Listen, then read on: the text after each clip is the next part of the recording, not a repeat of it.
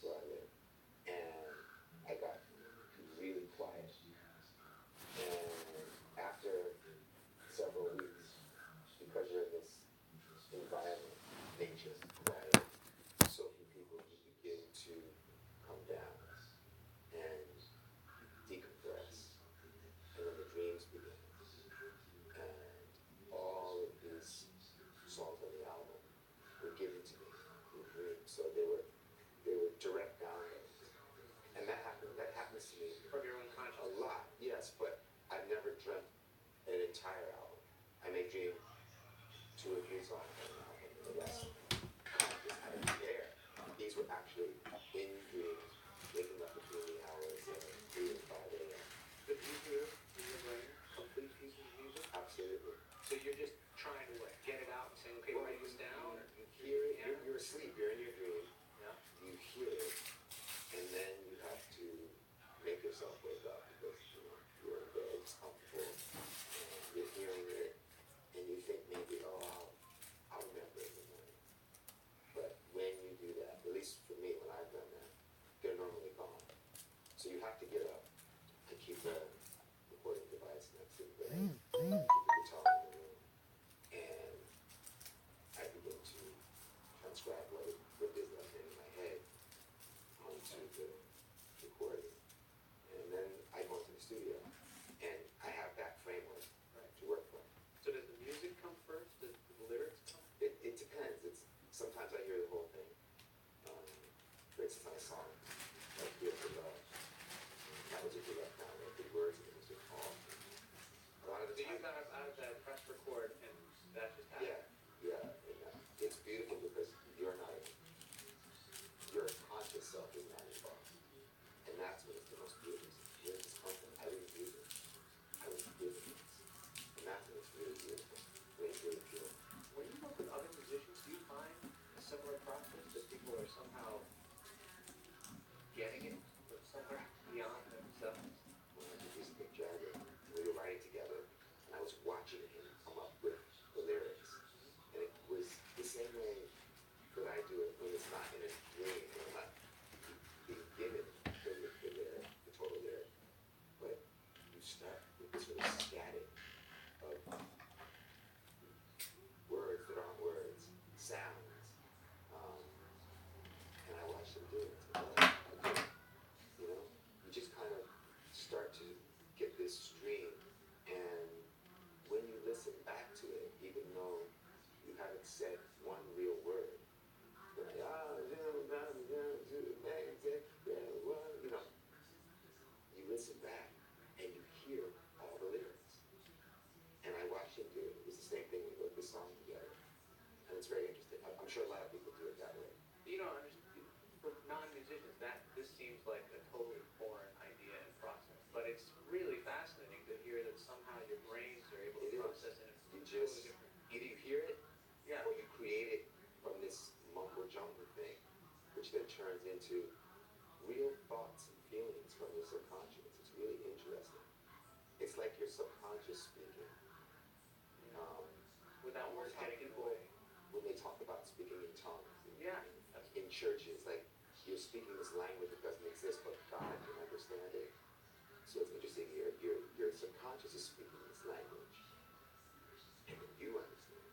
You also play a lot of the instruments when you're doing it in your own recording studio. Yeah, it depends on the track. Sometimes I Yeah. play all of the instruments. Sometimes. So is that all in your head and you're trying to sit there and go backwards? Okay, this is what the drums are going to Well, yeah, I hear it all, so I'm able to run from one instrument to the next. So I start with the drums, then the guitar, then the bass, and maybe more guitar.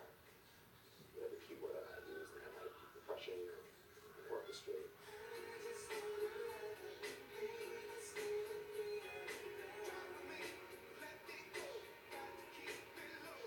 There's a track, It's Enough, that has, for me anyway, kind of a Marvin Gaye, Curtis Mayfield sort of vibe. Absolutely, it comes from that school. What were you thinking? What was the story behind it? Was this a direct download? Or? Again, it was a download, but that song for me, I mean, it was a very easy song to write because it's a mirror.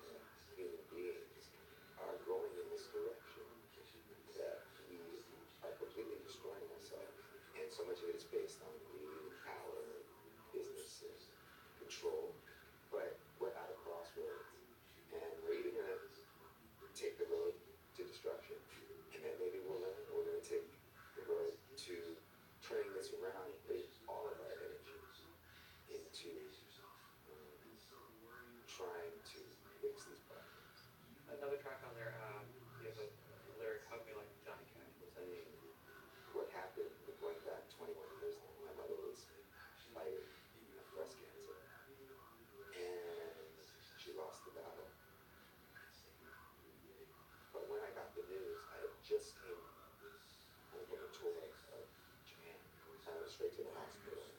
She was already at the stage where they had her on morphine, and she was in and out of consciousness. And after being there all the day, we all decided, people in the family, let's all go to wherever we're staying, we'll get some food, take a shower, we'll come back and spend the night there. And at that time, I was living with Vic Newman, the producer. He gave me a section of his house to live in for several years. And in the time it took me to get from the hospital to Rick's house, my mother passed. And so when I got to the house, I got the phone call.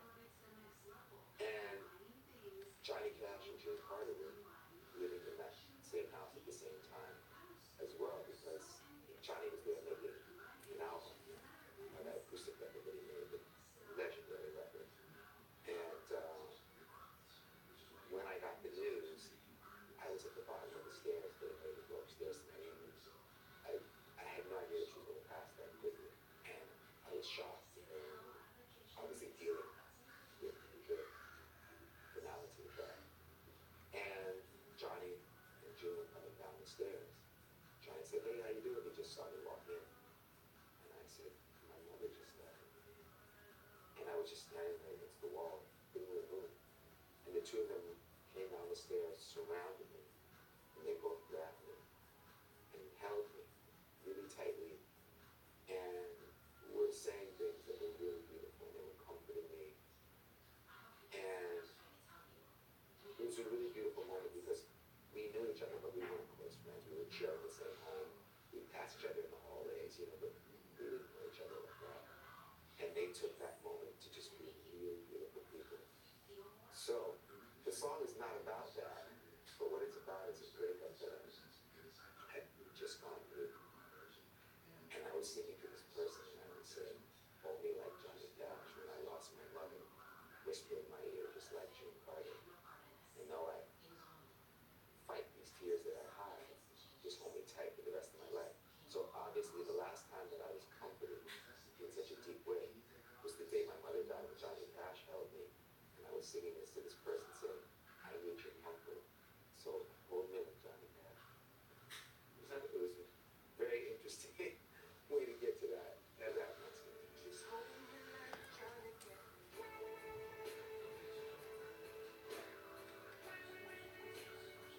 I lost my mother.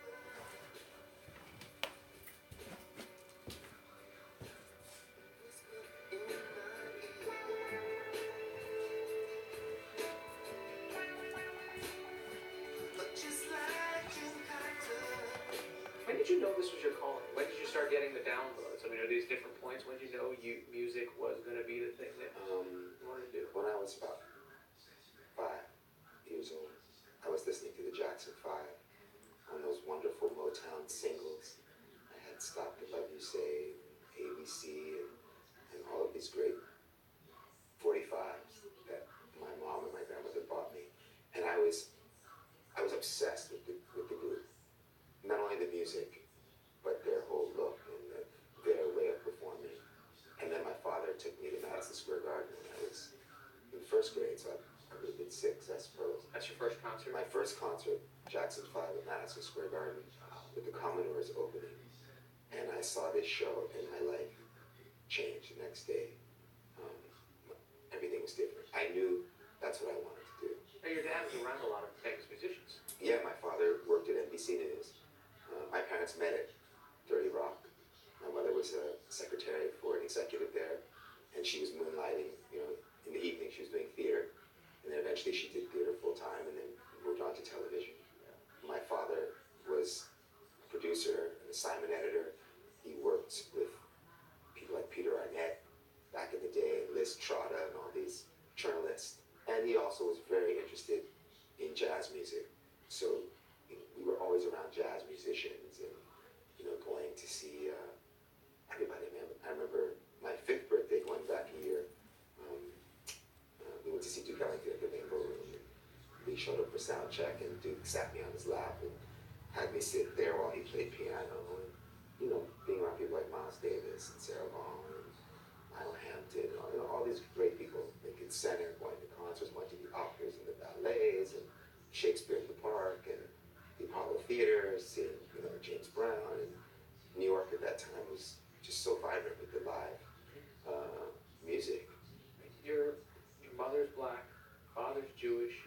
she goes on to play one of the first interracial couples. Did you realize what a big deal that was? Because you see this to me, around your house. because my mother was white.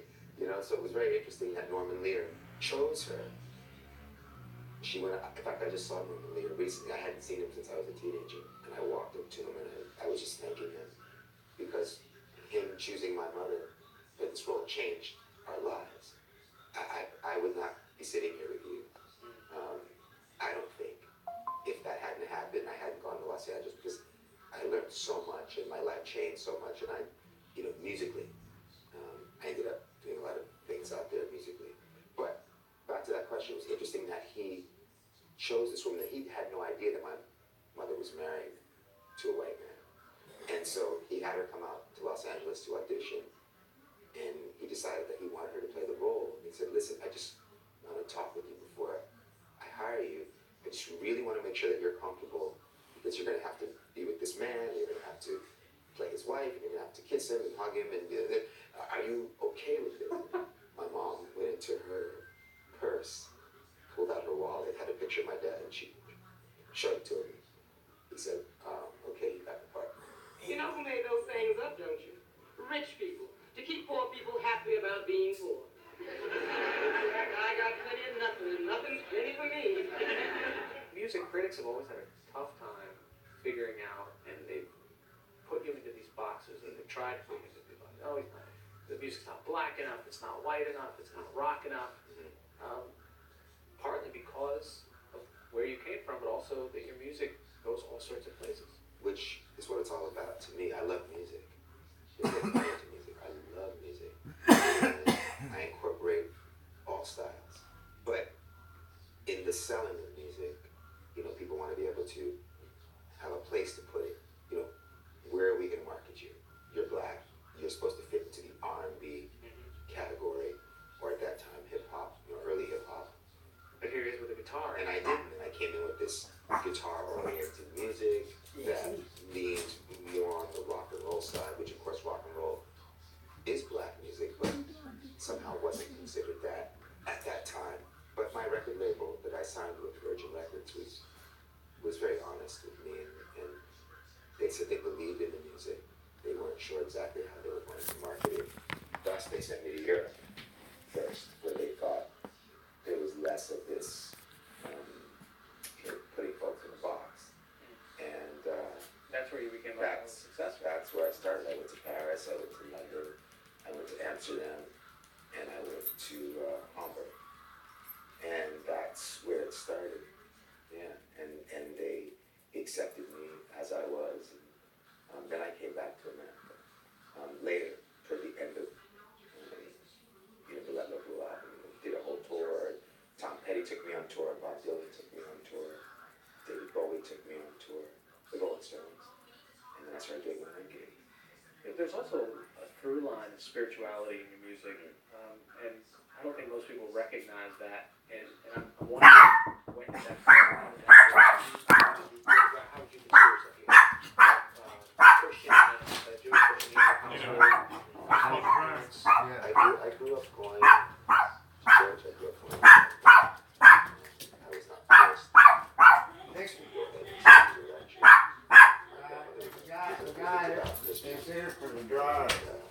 I had all of that, and I had my own experiences with the teachings of Christ, and it was all beautiful.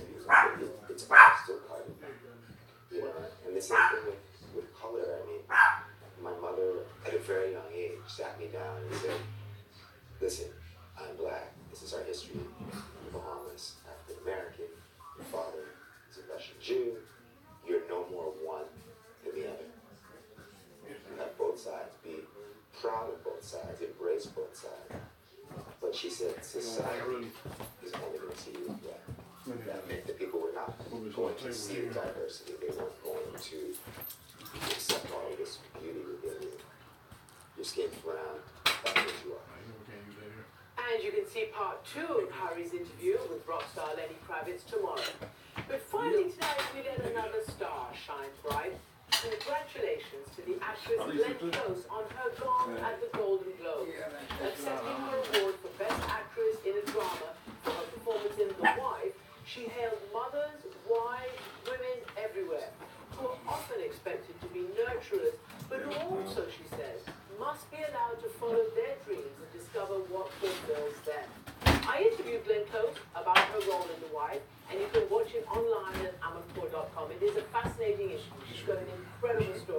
That is it for our program tonight. Thanks for watching. I'm going to come on PBS and join us again tomorrow.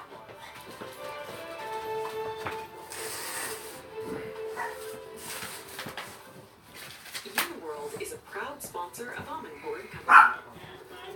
Beethoven is synonymous with style. So when she acquired Uniworld, a boutique river cruise line inspired by her Ashford Castle, she brought a similar style to the rivers, with a destination-inspired design for each ship. Bring the new one in again. Bookings available through your travel advisor. For more information, visit uniworld.com.